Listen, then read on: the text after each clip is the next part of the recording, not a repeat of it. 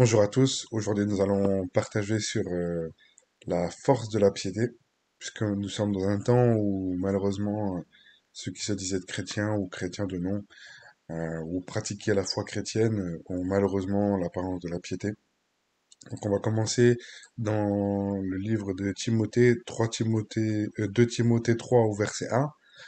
Or, sache ceci, qu'au dernier temps, il surviendra des temps fâcheux, car les hommes seront idolâtres d'eux-mêmes, avares, vains, orgueilleux, blasphémateurs, désobéissants à leur père et à leur mère, ingrats, profanes, sans affection naturelle, sans fidélité, calomniateurs, incontinents, cruels, haïssant les gens de bien, traîtres, téméraires, enflés d'orgueil, amateurs des voluptés plutôt que de Dieu, ayant l'apparence de la piété, mais ayant renié la force. Éloigne donc toi de tels gens.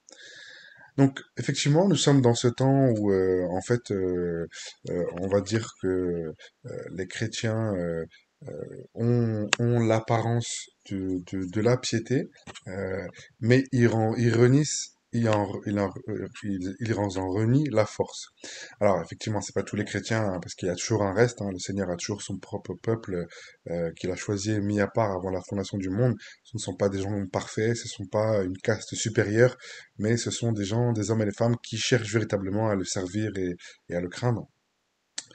Et bah, qu'est-ce que c'est déjà quand on revient sur ce verset, hein, quand c'est indiqué que les gens auront l'apparence de la piété ou la forme de la piété.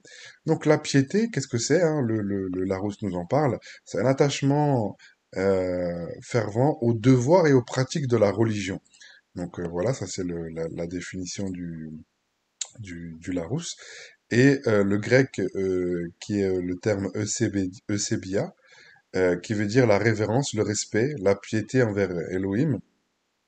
Donc voilà, on voit qu'aujourd'hui, ces choses, eh ben, en fait, il y a vraiment comme un, c'est comme si il y avait un espèce de modèle chrétien, une attitude, un comportement à avoir, une manière d'être, une manière de parler, une manière de faire. Mais malheureusement, quand on creuse, eh ben, on se rend compte que, eh ben, on a renié la force de la piété. On a renié ce qui est l'essence même de la piété, la puissance de la piété. Et quelle est la puissance de la piété? C'est évidemment la parole du Seigneur. Et en fait, aujourd'hui, on est dans un temps où, malheureusement, une certaine quantité de chrétiens, on va dire une majorité de chrétiens, ont une forme ou une apparence de vie chrétienne. C'est-à-dire que ils parlent comme il faut, comme les chrétiens parlent, ils ont une attitude chrétienne, une manière d'être chrétien, mais en profondeur, les pratiques bibliques, les principes bibliques ne sont pas mis en place. Les principes fondamentaux, fon- les principes, pardon, importants de la parole ne sont pas mis en place. Par exemple, le fait de pardonner son frère. Un autre exemple, le fait de, même si quelqu'un nous a fait du mal, le fait de le pardonner véritablement dans notre cœur, le fait de ne pas mentir, le fait d'être droit, d'être sincère dans son attitude, d'être honnête dans son comportement, le fait de pouvoir aimer sans attendre en retour, le fait de ne pas s'attacher au système de ce monde, le fait de se sanctifier, de se mettre à part, de préférer l'intimité avec le Seigneur plutôt que la communion collective, quoique les deux soient importantes. La communion fraternelle est importante et la communion personnelle avec le Seigneur est aussi importante, mais elle est plus importante que la communion fraternelle. Voilà, ces principes bibliques de base, comme ce que le Seigneur nous a enseigné, hein, le fait de se mettre à part, d'avoir une intimité avec lui, de se sanctifier, de refuser ce système, refuser le système de ce monde, d'abandonner nos traditions, cette éducation qu'on a eue avec des traditions qui sont en désaccord avec la parole du Seigneur, toutes ces choses-là, le fait de préférer le Seigneur plus que tout, plus que l'argent, plus que sa carrière professionnelle, plus que sa propre famille, plus que soi-même, abandonner sa vie pour le suivre, refuser la musique de ce monde, refuser cette mentalité unique, refuser de critiquer les autres, de juger les autres, d'avoir des paroles mauvaises envers les autres, refuser la colère, refuser l'impiété, refuser tout ce qui est contraire à la parole du Seigneur. Alors effectivement, c'est un brisement. Effectivement, on doit passer par des temps difficiles. Effectivement, on doit passer par des moments de brisement. C'est pas évident tous les jours, mais c'est ce que le Seigneur nous demande. Il nous demande véritablement de le suivre lui et lui seul. Et ça implique une obéissance. Ça implique un brisement. Ça implique d'abandonner ses propres plaisirs pour le suivre. Et c'est ça, l'une des forces de la piété, c'est sa parole. Et sa parole, comme je l'avais exhorté par la grâce du Seigneur dans une autre exhortation, euh, en fait, le, le, le, le- la base de notre vie, c'est vraiment sa parole. Et aujourd'hui, comme ça a toujours été, même au temps où le peuple juif a été déporté, ou le temps où le peuple juif était même à Canaan, ou même dans le désert, ou quand on lit ce qui s'est passé dans la parole, c'est toujours le même principe. C'est-à-dire que le Seigneur envoie des prophètes, le Seigneur envoie ses serviteurs, le Seigneur donne sa parole à ses enfants à travers à l'époque la bouche des prophètes ou les scribes qui écrivaient les textes sur lesquels ce que les gens devaient respecter la loi, hein, la Torah. Aujourd'hui, nous avons cette parole écrite euh, ce que le peuple juif devait faire à l'époque, c'était de respecter justement ces textes, respecter ce que le Seigneur demandait, avoir de l'obéissance sur ces choses, et surtout pas d'être influencé par les autres peuples qui étaient autour d'eux et par les idoles et par la manière de pratiquer le culte des peuples qui étaient autour d'eux. Et aujourd'hui, c'est exactement la même chose. Le Seigneur nous a donné sa parole. Il nous donne ses serviteurs qui nous exhortent à suivre sa parole. Bien sûr, il faut bien choisir les personnes qui nous enseignent et avoir le discernement, mais et ne surtout pas ne surtout pas être influencé par le monde, même si nous vivons dans le monde, nous côtoyons en permanence des gens qui ne sont pas chrétiens, des gens qui ont malheureusement pas la culture du royaume, qui ont pas la culture de la parole du Seigneur, mais ne se pas se laisser influencer par la quantité de personnes qui ne vivent pas comme nous et nous vivre selon le royaume, vivre selon sa parole, vivre selon ses commandements. C'est ce que le Seigneur nous demande. Il nous demande d'avoir cette vie pieuse, cette vie intègre, basée uniquement sur sa parole et sur ses commandements. Et malheureusement, aujourd'hui, il se reproduit ce qui s'est toujours reproduit, c'est-à-dire que les gens ont les yeux fixés sur ce qui se passe autour d'eux et beaucoup moins sur la parole. La parole nous demande de faire A, nous devons faire A et non pas B.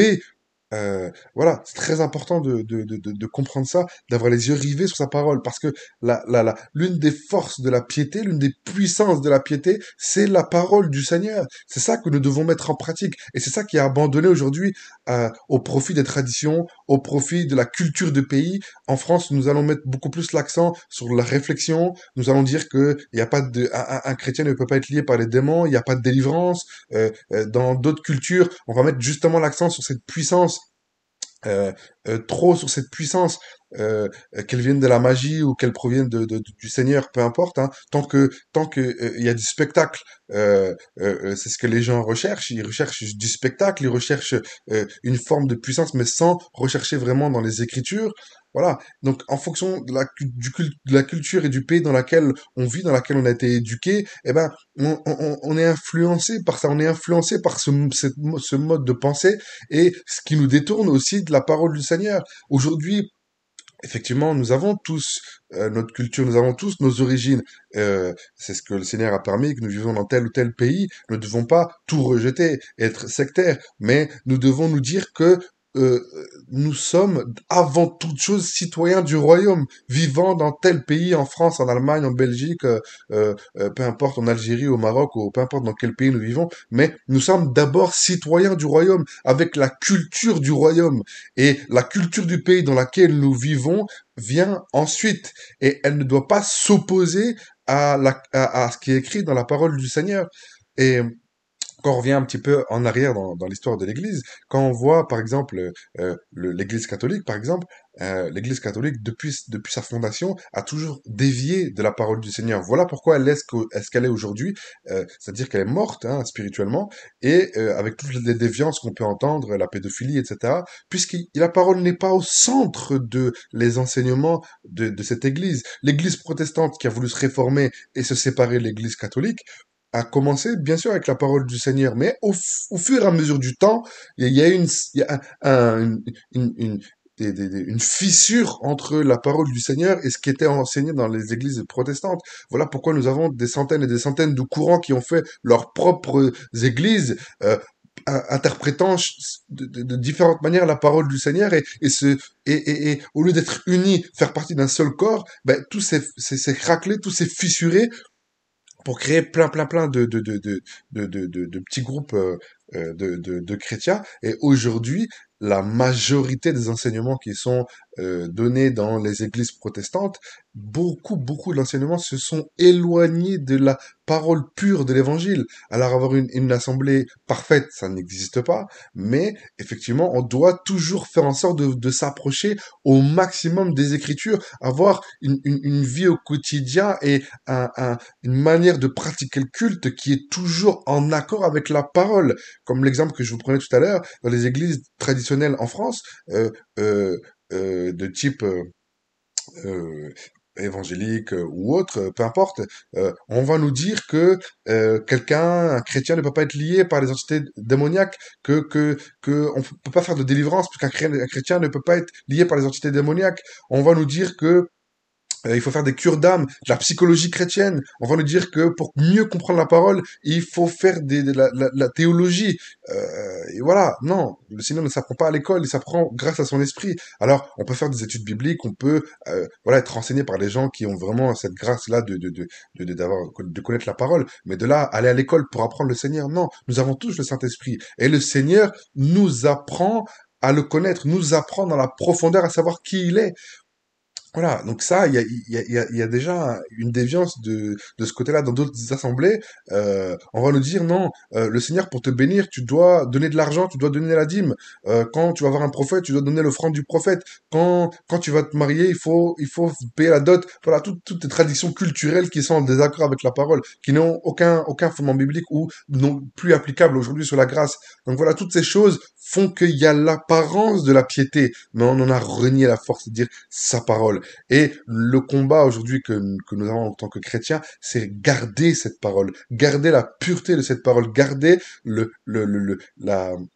principes bibliques dans nos vies et ne pas se faire happer par le système, par ce monde qui veut nous faire croire que nous pouvons vivre notre vie chrétienne un peu selon notre culture, un peu selon le royaume. Non, ça fonctionne pas comme ça. Aujourd'hui, nous sommes nés de nouveau et étant nés de nouveau, nous devons embrasser la culture du royaume. Et la culture du royaume a pour base, pour fondation, uniquement sa parole.